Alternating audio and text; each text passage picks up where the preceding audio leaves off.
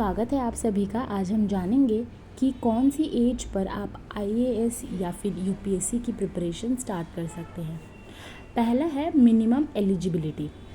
अगर आप UPSC civil service examination में अपेयर करना चाहते हैं तो 21 ईयर्स के एटलीस्ट आपको होना पड़ेगा और एज लिमिट कैटेगरी और नंबर ऑफ अटेम्प्ट से भी वेरी करता है। नंबर 2 होता है ग्रेजुएशन कंप्लीट। कुछ लोग अपनी प्रिपरेशन ग्रेजुएशन के पहले ही स्टार्ट कर देते हैं, बट एग्ज़ाम देने के लिए आपका मिनिमम डिग्री जो होता है वो ग्रेजुएशन का होना ही चाहिए। नंबर 3 है टाइम एंड डेडिकेशन। जो लोग यूपीएससी के प्रिपरेशंस कर रहे हैं उनका efforts dedication towards study practice वगैरह एकदम प्रॉपर होना चाहिए।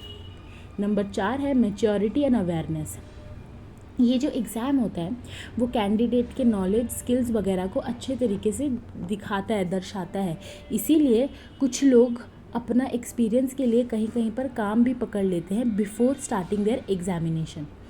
5 नंबर है फ्लेक्सिबिलिटी। यूपीएससी का जर्नी बहुत ज़्यादा लॉन्ग होता है, इसीलिए यंगर एज पे अगर आप मल्टीपल टाइम्स एग्ज़ाम को देंगे तो आपका करियर ऑप्शंस प्रॉपर हो जाएगा। क्यों? क्योंकि आपको प्रॉपर तरीके से पता चल जाएगा और आपके हैंड में आ जाएगा कि कैसे पैटर्न बनता है यूपीएससी के क्वेश्चंस पेपर का।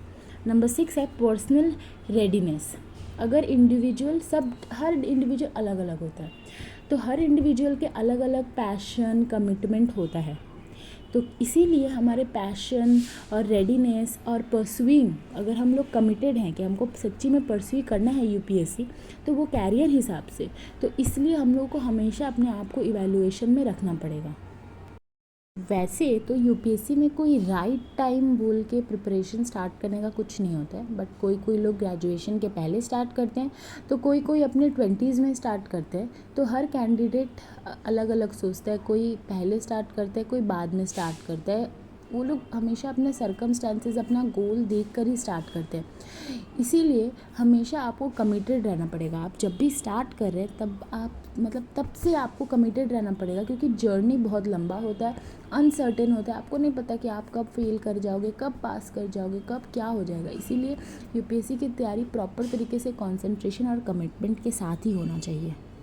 और ये भी अगर याद रखें, अगर आप यूपीएससी सिविल सर्विस की एग्जामिनेशन पहले से स्टार्ट कर रहे हैं, जैसे क्लास 9-10 से, तो हमेशा आपको 5 चीज़ें याद रखनी है। पहला है अर्ली प्लानिंग और सिलेबस एनालिसिस।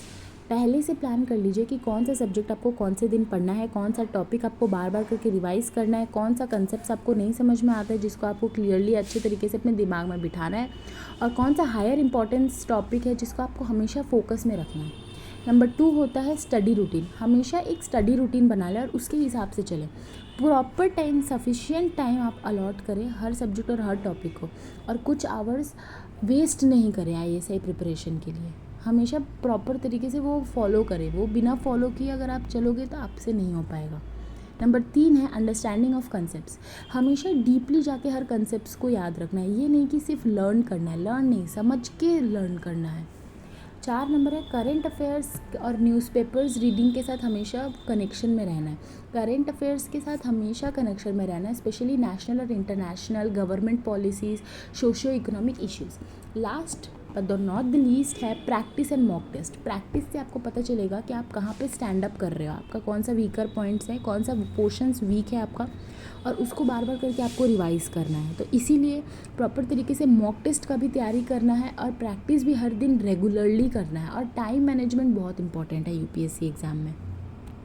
अब आते हैं हम प्लूटस आईएएस पे। ये नंबर 1 रैंकिंग में आता है दिल्ली नोएडा में। यहाँ पे यूपीएससी की कोचिंग प्रॉपर तरीके से बच्चों को करवाई जाती है। यहाँ पे इंटरैक्टिव सेशंस होते हैं जहाँ पे हर चैप्टर की डाउट क्लियरेंस अगर किसी का होता है तो बच्चों को हेल्प किया जाता है कि उनके डाउट क्लियर हो जाए।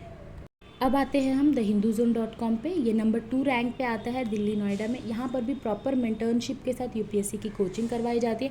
प्रॉपर स्टूडेंट टीचर का रिलेशनशिप है, इसीलिए टीचर और स्टूडेंट में ऐसे रिलेशन है कि स्टूडेंट कभी भी जाके टीचर्स को अपना डाउट क्लियरेंस करवा सकते हैं।